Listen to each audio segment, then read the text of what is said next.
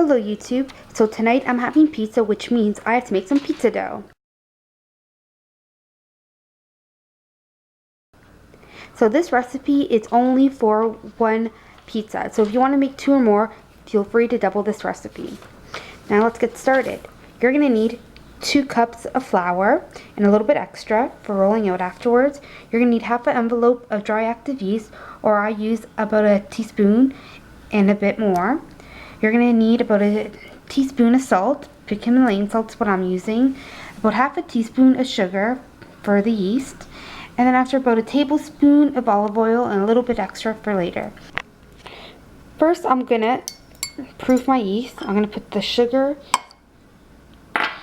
dissolve it a bit, mix it up. Put the yeast in. Mix that up. And give it a few minutes.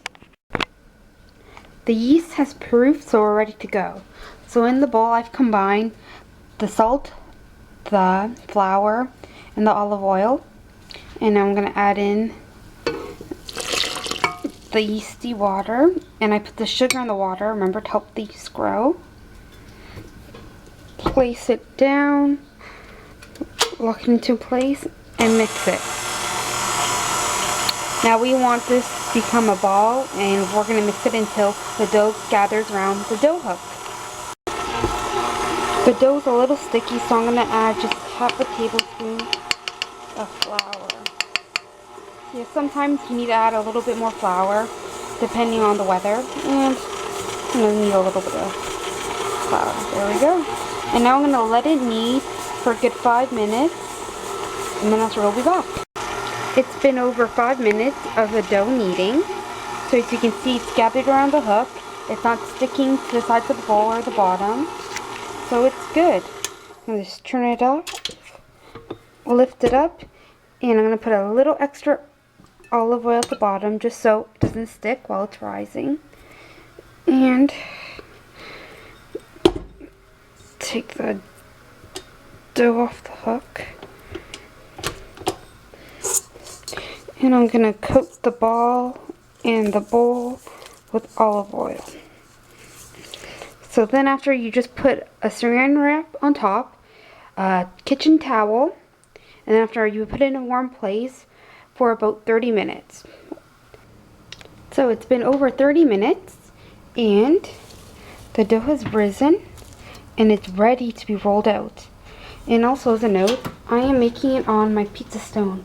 My stove is on warm, and I've oiled my pizza stone, and now it's just warming up for when I'm ready to put it on top.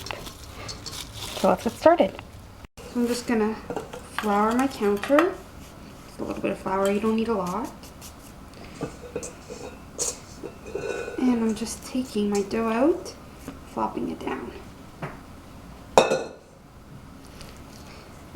I just want to get some of the air bubbles out and just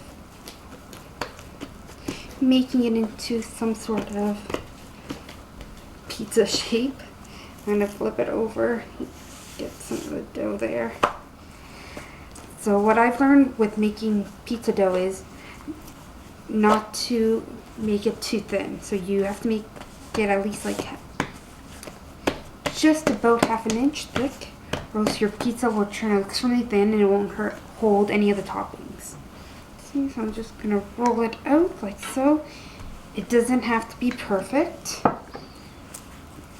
because it is homemade. And homemade, everything is never perfect like you buy in the store, which I don't mind.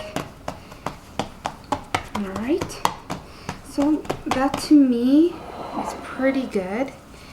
So I'm just going to put it on the side. Move all this. And something I forgot to mention is I'm going to be using cornmeal to put on the pizza stone so it doesn't stick to the stone and it's easier to like lift up when you're ready to serve it. Got some mitts.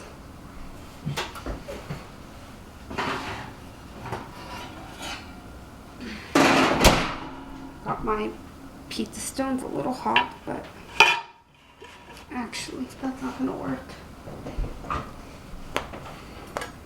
Don't want to break the counter.